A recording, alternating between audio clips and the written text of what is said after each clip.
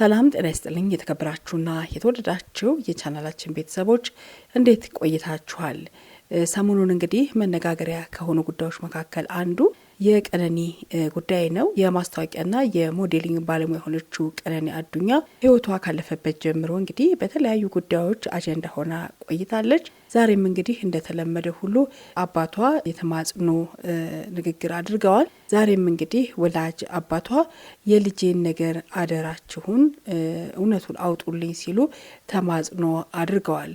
የአዲስ አበባ ፖሊስ ቀነኒ አዱኛ ከቤቷ የማብሰያ ክፍል በኩል ካለው በረንዳ 5ኛ ፎቅ ላይ ለጊዜው ምክንያቱ ባልታወቀ ሁኔታ ወድቃ ለሕክምና እርዳታ እየተወሰደች ባለበት ወቅት ህይወቷ ማለፉ ይታወሳል።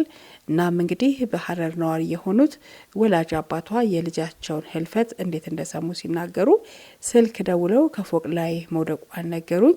ሴት ልጅ ከፎቅ ላይ ልትወድቅ አትችልም። በተለይ ደግሞ እንደሷ አይነት ጨዋ የሆነች ለለውጥ የምትለፋ ራሷንና ቤተሰቧን ለመቀየር የምትጥር ሴት እንዲህ አይነት ነገር አታደርግም ብለዋል።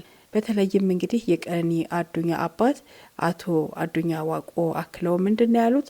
ስለ ልጅ አሟሟት ጉዳይ ድምጻን አንዷለምን ባናግረው ደስ ይለኝ ነበረ ብለዋል። እኛም እንግዲህ የምንፈልገው እውነትን ነው፣ ፖሊስን ፍትህ እንዳሰፍን ብቻ ነው የምንፈልገው ሲሉም ጥሪያቸውን አቅርበዋል። ይህንንም እንግዲህ በስፋት ከቢቢሲ ኦሮሞኛ ክፍል ጋር ባደረጉት ቆይታ ገልጸውታል። እንግዲህ ሞዴልና የማስታወቂያ ባለሙያ የሆነችው ቀነኒ አባት አቶ አዱኛ በመግለጫቸው ልጃቸው ግልጽ ሴት እንደነበረችም አስረድተዋል። ማለት የምትፈልገውን የምትናገር ምንም የምትደብቀው ነገር የሌላት ናት።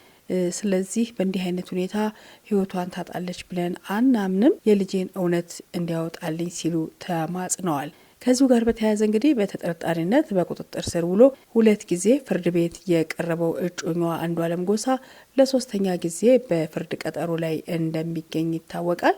እንግዲህ ይህንን ጉዳይ የተከታተልን የምናቀርብላችሁ ይሆናል። በነገራችን ላይ የቻናላችን ቤተሰቦች የቀነኒ አባት አቶ አዱኛ ዋቆ አደባባይ ወጥተው የልጄን እውነት አደራ ሲሉ ጥሪያቸውን አቅርበዋል።